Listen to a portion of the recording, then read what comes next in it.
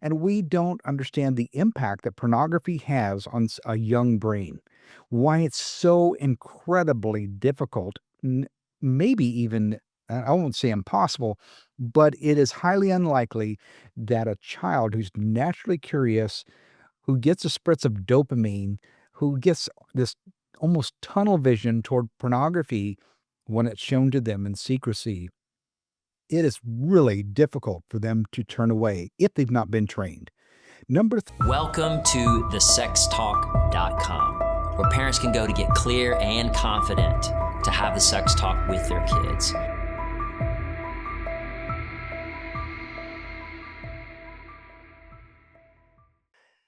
Hey, everybody. Welcome to another episode of the Sex Talk podcast. I have a very special guest for you today. Sam Black is the Director of Recovery Education at Covenant Eyes. Sam and I have been friends for many years, co-laboring in similar ministries together, locking arms, going to conferences together, speaking alongside of one another. And when I was thinking about individuals that could really bring value to this conversation, Sam was one of the first people that came to my mind. So I'm excited for you to hear his wisdom, his insights, and his expertise, because he's been doing this for many more years than I have. So Sam, welcome to the show, man. Oh, hey, it was so good to see you and just good to hang out and talk. I know that a lot of what we're going to say is going to be of really good value to people who are listening.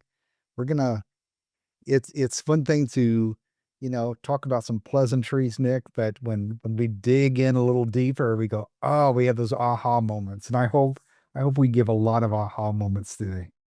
I agree. And it's funny because I think you and we've become, I would say, appropriately normalized in the world that we work in. But for the outside listener, when you hear that, Covenant Eyes is recovery technology and solutions around helping people with accountability and filtering, and then the sextalk.com is helping equip parents to have the sex talk with their kids, and for churches to help have this conversation with their parents, right? Like we navigate into squirmy territory, but I enjoy it because when people ask me, "What do you do for work?" It's my favorite thing to watch their face when I give an answer, because no one ever Mhm. expects that response. Right.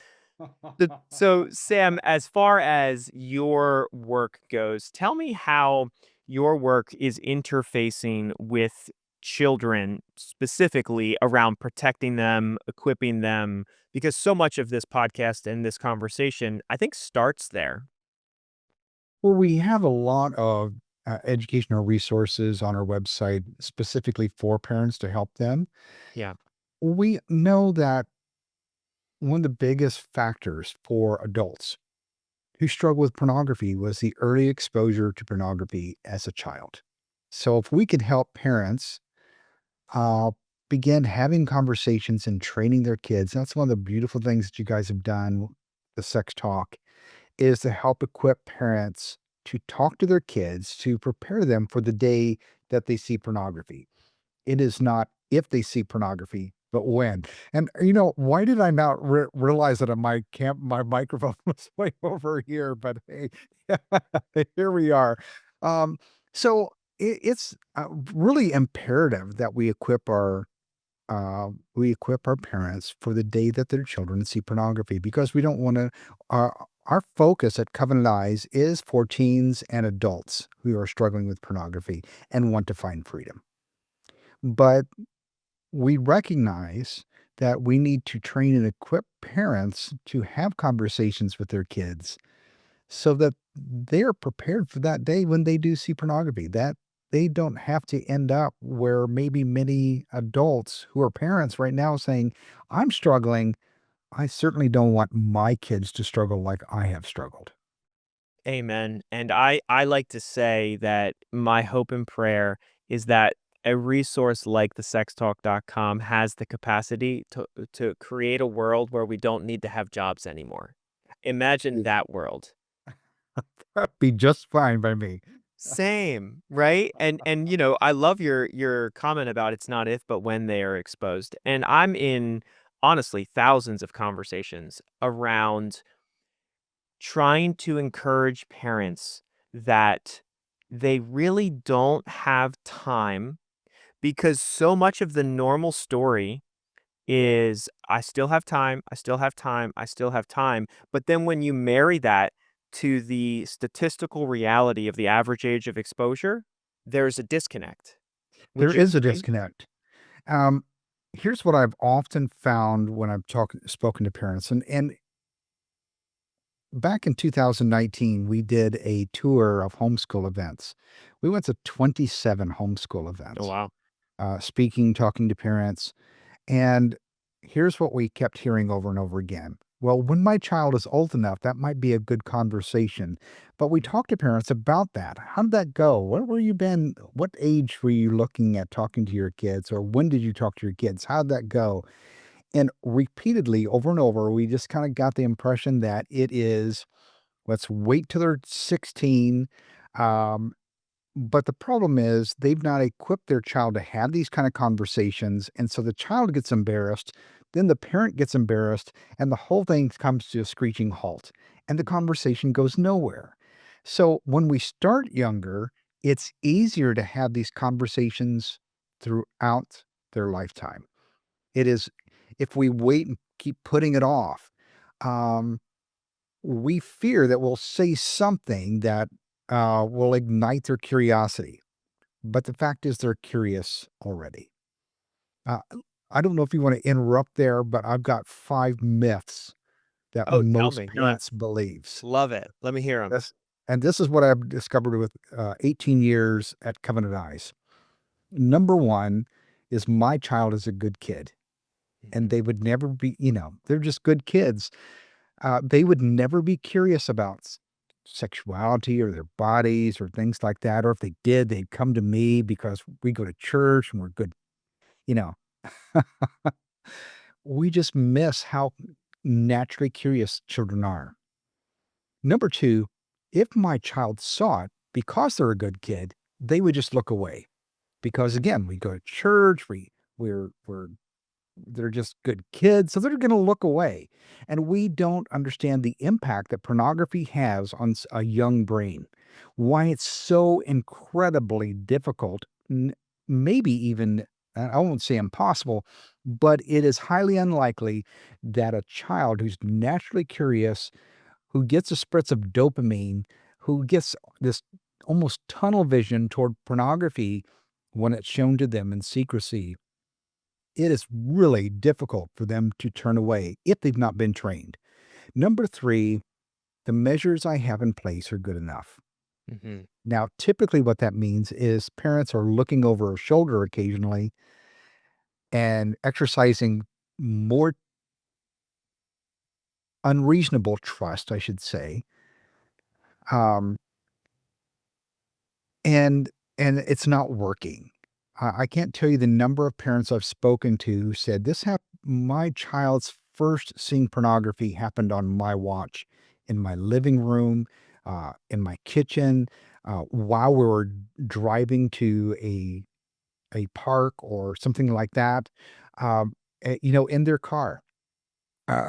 One story comes to mind very quickly is a mom says, we were my my mom and I, so grandma's in the car. They're both in the front seat, and the cousin and her son is in the back seat. And they said, "Hey, mom, we're going to go to this park. Can we look at your phone to see where we're headed?" And she says, "Oh yeah, sure." And so she hands back her phone to the back seat. And long story short, he says, "I dare you to look up whatever." And that becomes her child at 8 years old seeing pornography for the first time in the back seat of her car. Mhm. And I hear that over and over and over again. Number 4, boys are the only ones who struggle. We don't have to worry about our girls. Only boys are attracted to pornography. And man, since the iPhone has come out in 2007, we've seen a dramatic uptick in how many women are struggling with pornography today. And so one of the big parts of that is the average age of early exposure, somewhere between the ages of 8 and 11, depending on which study you're looking at. And that early exposure has been impacting more and more girls than ever before. And so back in 2016, Barna study showed about a third of women say they have an ongoing struggle with pornography. Now it's over 44%. Oh, wow. That's the study that was just released this year. So there is definitely we need to be having these conversations with our girls too. Okay, number 5. We've gone through 4 of them. Here's number 5. If I talk about pornography or sexualized media or anything like that or sex, then I'm just going to make my child curious and they'll go looking for it. And Nick, you and I and every counselor we speak to say just the opposite. Hmm. When we are voices for true information, when we can have age appropriate conversations with our kids, we equip them and it actually removes that curiosity. And we're using, again, age appropriate conversations for their time and equipping them to turn away from pornography. Those 5 are excellent, and man, I love that because I think what immediately goes through a parent's head, and I've watched it happen, is they have all those 5 and others of things. One I've heard is, in a more secular context, it's not that bad. And the list goes and on, but part of me wonders, and I'm curious what you think about this because I've been really contemplating this lately. Is there a reality where parents really don't understand the level of destruction that can begin to take place with hardcore pornography exposure?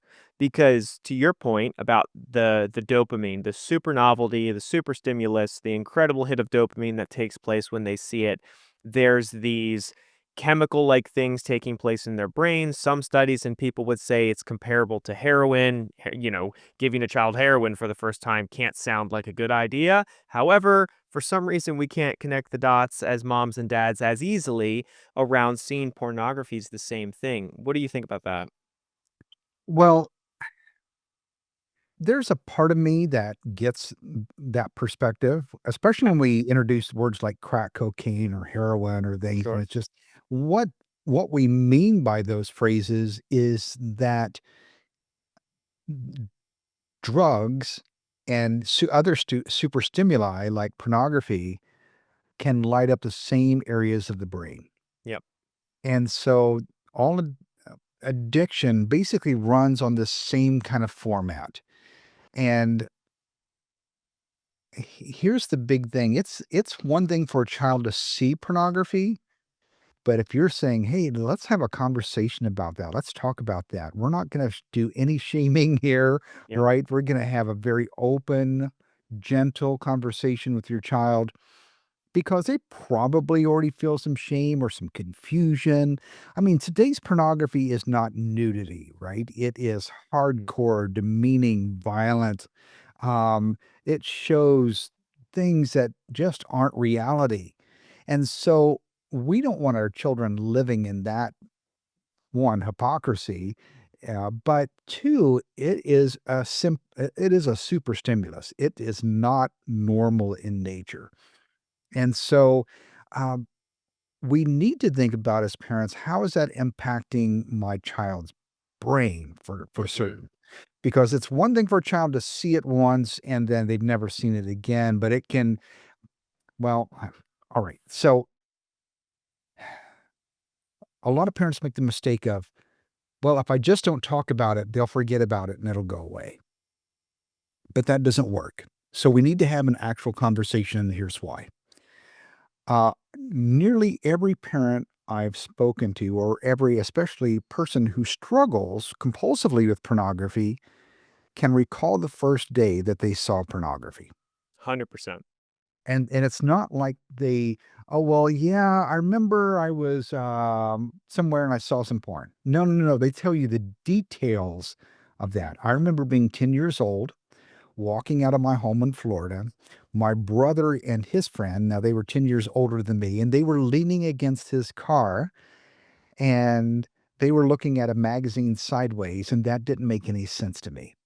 how can you read sideways? And I said, what are you guys looking at? And they turned it around. Naturally curious, I stepped forward. I didn't step away, even though I grew up in a Christian home. Um, Now, I just told you a whole story about the first time that I saw porn, but I can't tell you anything else about that day. A Hmm. couple of things that happened there. One, dopamine helps us remember things that are exciting, novel, that trigger uh, these neurons, et cetera, that feel good. We're getting these impressions. What? This is naturally attractive. I mean, it is a super stimulus. It is actually pulling us in. Now, I saw just nudity. If that can have that kind of impact, imagine what today's commonly is video online. That's even more shocking, debasing. And so dopamine kicks off, and dopamine helps focus your attention and to the point of tunnel vision. And God's design, that's beautiful because you're focused on your spouse. When sexual cues are picked up, the rest of the world disappears. Beautiful. But Hmm. for a child seeing pornography for the first time, they're also getting that tunnel vision and they're getting so focused on it. Now, if it's shocking, especially in today's pornography, or if they fear they may get in trouble or any number of things, right? There's some stress there, and that releases norepinephrine. Well, that also plays a role in memory. So, dopamine and norepinephrine working together to burn those memories into the brain. And with repetition, the ongoing use of pornography in adolescence, now we're on our way to creating a compulsive behavior with porn. Especially if there's some pain or if there's some anxiety, they're struggling with bullying, or Hmm. maybe there's some conflict in the home, whether it's been divorce or any number of things that's going on. Now, pornography not only becomes habitualized uh, or by repeated use, but now it's becoming used as an escape. Now, when I feel anger, frustration, fear, lack of self worth, I can escape those emotions because I don't learn to cope with them and deal with them. I run to porn for an escape. And then I would say that narrative continues, which is the difficult problem, right? Because that child does have these neuropathways ingrained and they do begin to seek it out and there does to become compulsion. And then that individual goes and gets married. And then that individual, hopes that marriage is going to fix this, but it never does. And then that person, male or female, thinks that they can hide it and it's only hurting them and it's not hurting somebody else. And then you get I mean, this is not me trying to intentionally be hyperbolic. I get a phone call yesterday. My friend cheated on his wife. And he's been struggling with pornography and this level of hyperfixation for 35 years, and he Right? was exposed at an early age. And Yeah. all of that darkness, all of that horrible trajectory, all of the thousands of dollars in counseling, all of the thousands of dollars in recovery, and prayerful, hopeful restoration of marriage and like all of that can be stopped and can be prevented if you simply have these early and often conversations because it's not if your children are going to be exposed, it's when. So for mom and dad that are listening, please hear us. We are looking into the future for your Mhm. children and saying, we don't want them on that path. Please help us stop them on that path. Well, what you were saying about that is exactly right. And I actually put several studies within the book. I reviewed more than 70 studies for the Healing Church, what churches get wrong about pornography and how to fix it. Um, and men and women both were saying who were going through therapy for sex addiction, they're the vast majority were first exposed to pornography as children. Exactly. And man, I love your book and I love the conversation around the healing church. I just got off the phone with a church the other day, and this was like the exact conversation I was having. I said, "Hey, do you guys currently have anything in place around this at all where you're equipping and protecting your children? Yeah. And they said, basically, no, we do some other good things. We have small groups, we have community groups, but we have a moms group. They meet, they ask Mhm. these questions sometimes. And and that was it. It was dismissed and they moved on. And part of me, I mean, obviously it's inside. I keep it inside because I'm professional, but you want to shake them and say, this Yeah. is not the way, because there are a few things that can tremendously change the trajectory of a human's path. And Yeah. this is one of those few things. You know, sometimes in the church, we get a little fearful of having these kind of conversations within the Yeah. walls of the church. But I can tell you, and we fear a lot of things for no reason. One, we worry that parents might be turned off, or especially grandparents. Oh my goodness. What I found so interesting that, back, when we were doing those homeschool events, we would be in these large ballrooms with doing a session, and parents would line. I mean, they would fill all the chairs and line the walls wanting to hear this conversation. They were bringing their children because their children had already seen pornography, or they wanted to make sure were having an open conversation. We always made it a safe conversation in those sessions, and grandparents too. And the crazy thing is, when I go to a church and speak at a church about pornography, and how we need to guard our children, and my grandparents are the most excited about, yes, thank you for coming and talking about this is so important, I am 100% on board, because they want to protect those grandbabies, Yep. right? And so, man, we have this fear that maybe there's going to be too much pushback about having this conversation about protecting our children. But honestly, it's one of the best ways to not only to prepare our parents and grandparents and get them on board, get rid of some myths, give them some action steps to begin protecting their kids. All of that is really valuable. But it's probably one of the easiest ways for a pastor or ministry leader to introduce those three things that I just talked about early, right? The early exposure, the ongoing use and repetition, and some trauma or pain that's happened in life for escapism that leads to compulsive behaviors with porn. And guess what? Who's listening? Men and women who are struggling and wanting to be free from pornography. And for the first time, their churches help explain why they have this ongoing struggle, and why they've done so, they've tried to pray more, read more, do more, more, and it's not worked. So now you're providing, how did I get stuck? Why do I seem to stay stuck? And how can I take meaningful steps toward freedom? Now you're serving your whole church and not just children. And we need to recognize in the church that pornography is undermining every ministry of the local church. From your children's ministries, we're trying to teach children's Bible stories, and yet pornography is the average age, again, we said 8 to 11, depending on the study. When we know that teenagers are among the most prolific users of pornography.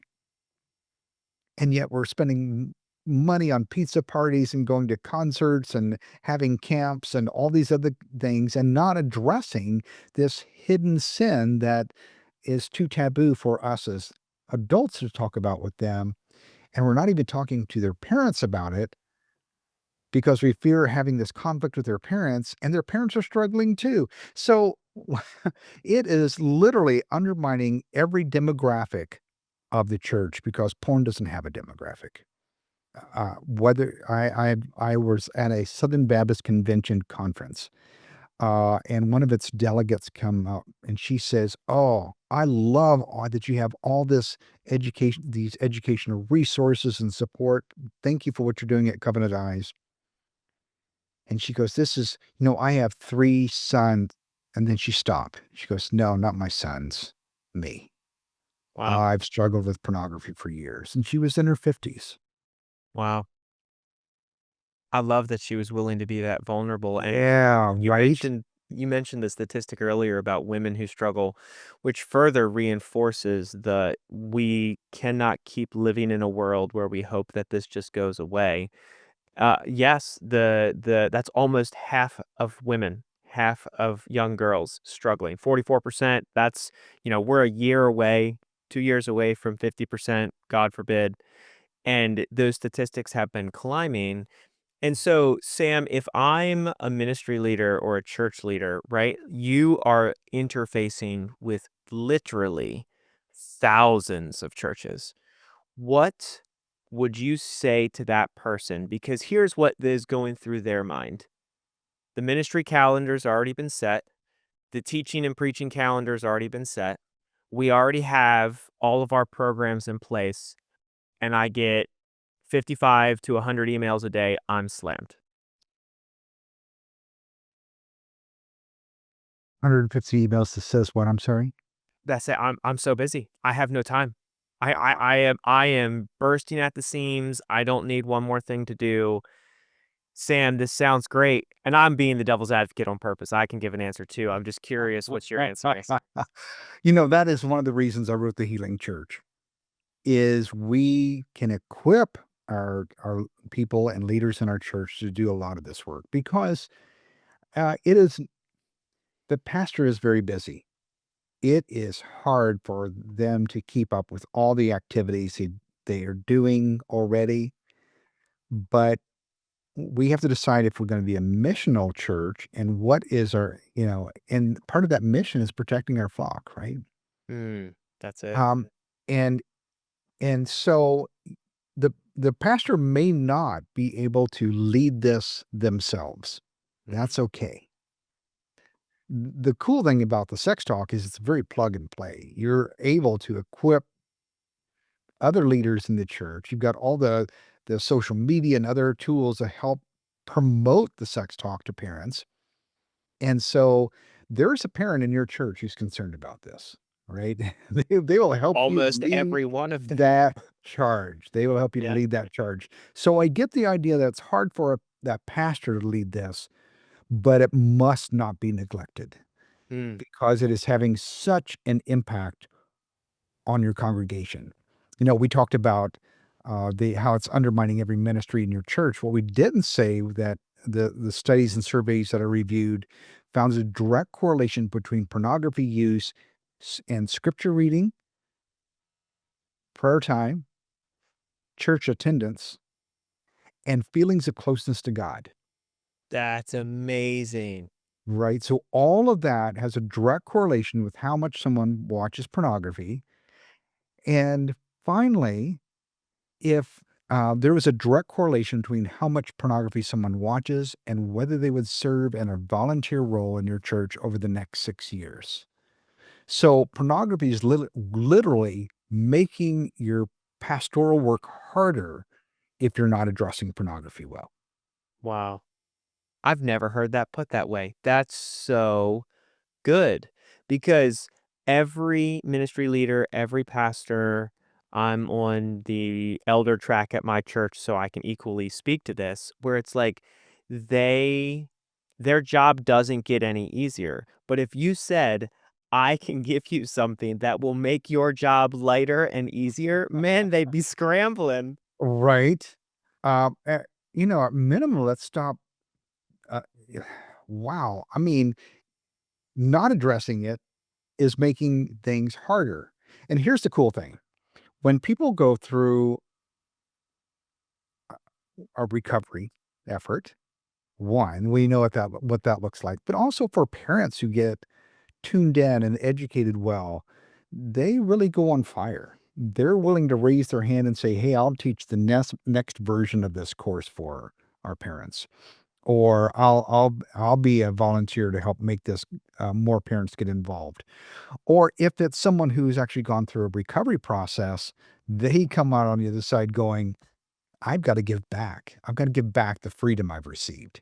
Mm. You don't get to sit on that, right? You don't get to go, "Well, I found freedom from pornography. I'll just hush up and stay over here." That just doesn't happen. The opposite is what happens, is they say, "Listen, I'll walk alongside you because someone walked alongside me."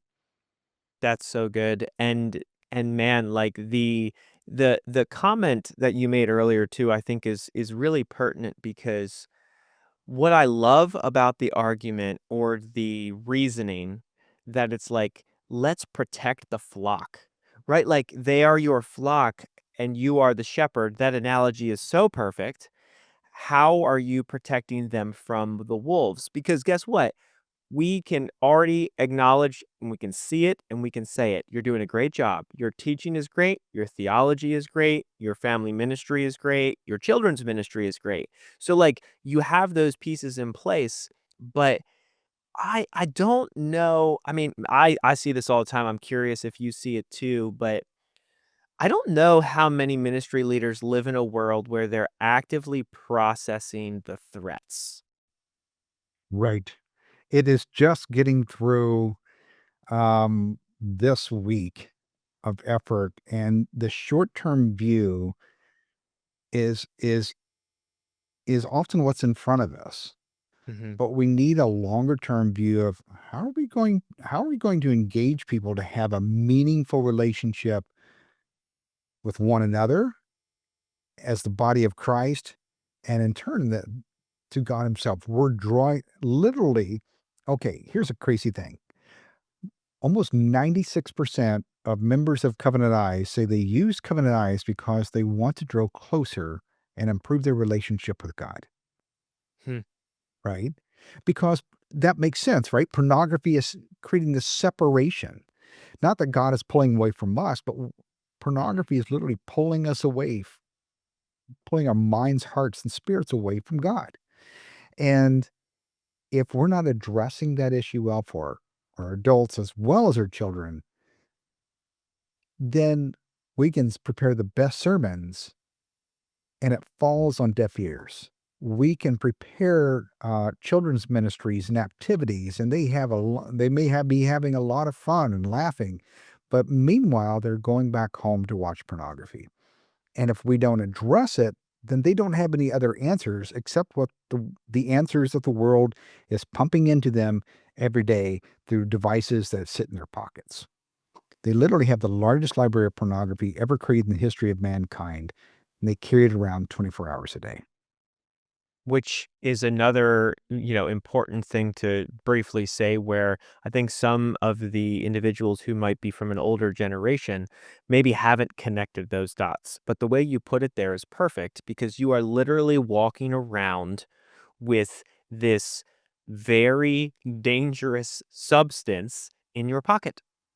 And most every human on Earth now is walking around with this incredibly dangerous substance. And I'm curious, I wonder, so this is me hypothesizing now, but we were talking about the church. We want her thriving and vibrant and growing and flourishing.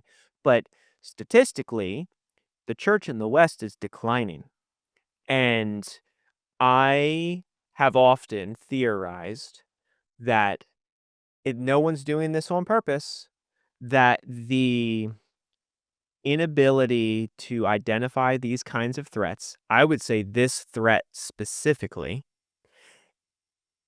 and we see statistics of, I mean, the abysmal statistics of Bible reading among believers and things of that nature, and like the percentage of youth that end up leaving the church that was released just not long ago.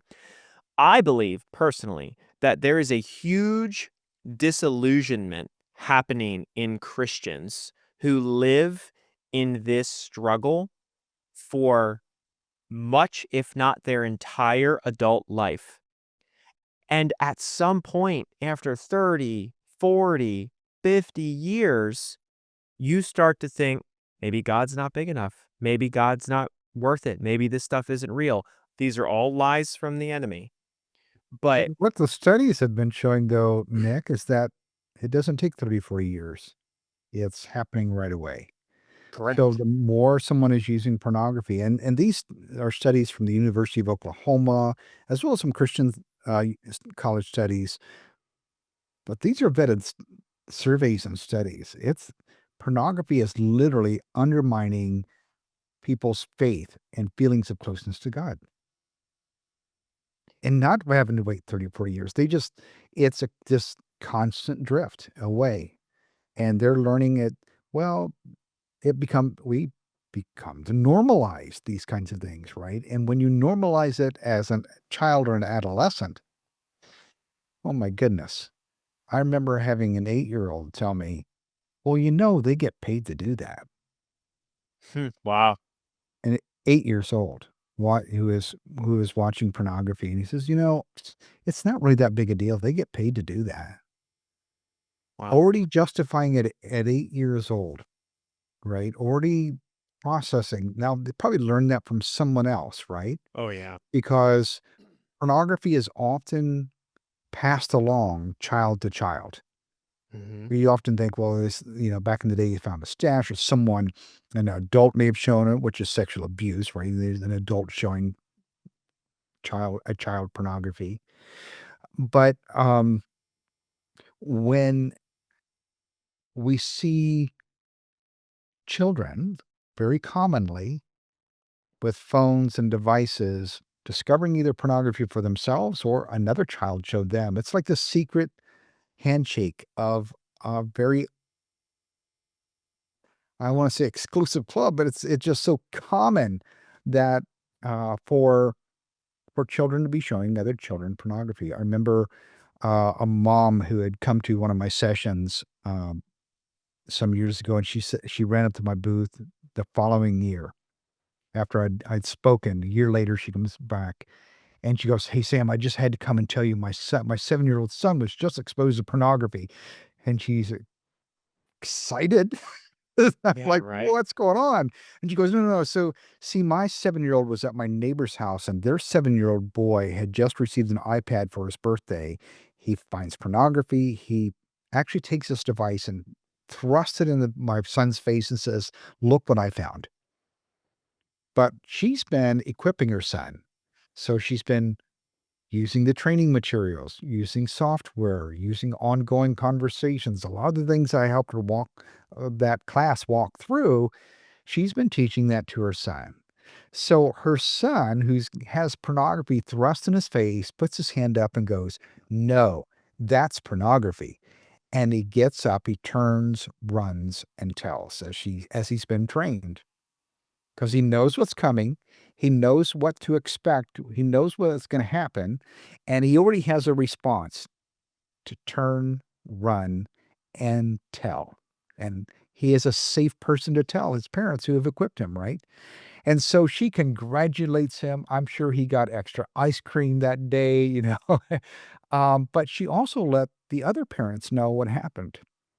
And when they did a little more investigation, they found that their 7-year-old son had exposed shown pornography to children throughout their neighborhood. Yeah. 7, 8, 9, and 11-year-olds throughout their neighborhood. The only child, now meanwhile, who ever said anything was the child who was trained.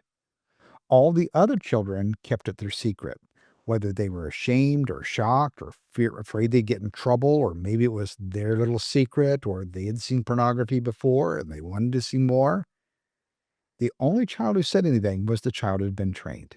So we can equip our parents to equip our kids for the day they see porn. That's the most perfect story because that is the hope.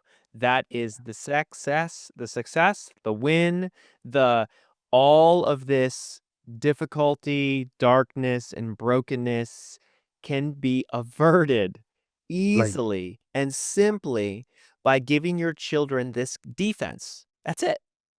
yeah, help them to defend themselves rather than leaving it for them to figure out on their own. I was stopping in at an event and went and visit someone. Like, I come by and visit you guys, when you're at an event, and I they had materials like this, the sex talk, or some, in some ways, and a parent said, I'm just going to let them figure that out on their own." Oh, I hate that argument. Oh my goodness, what? They don't figure it out on their own. They get sucked in on their own. That's by themselves, alone, undefended, unsupported, unhelped. And so parents need the sex talk. They need these kinds of resources that can help prepare their kids for a culture that is unabashed about shoving it in their face. Because they will be thriving kingdom emissaries for God, moving through the world in a flourishing capacity, not being tripped up by all of these attacks of the enemy, right? Like the enemy is roaming around like a lion seeking someone to devour. And Mm-hmm. we want to stop feeding him our children. And that's what I'm excited about, Sam, with Covenant Eyes and your work and your book, The Healing Church, because if you're a ministry leader or a pastor, right, grab that book and dive in to how you can easily, simply do a small pivot and then start protecting your flock from that lion. And then if you're a parent listening to this, you can equally go to thesextalk.com. Just hear our hearts. We want to protect your children because we want them to thrive. Sam, I'm honored you've been on here, man. So thank you so much for your time. And Sam, where can people follow more of your story, of some of the conferences you're going to, get your book, things of that nature? Well, probably the best thing that someone can do right now is download a free app. It's called the Victory app by Covenant Eyes.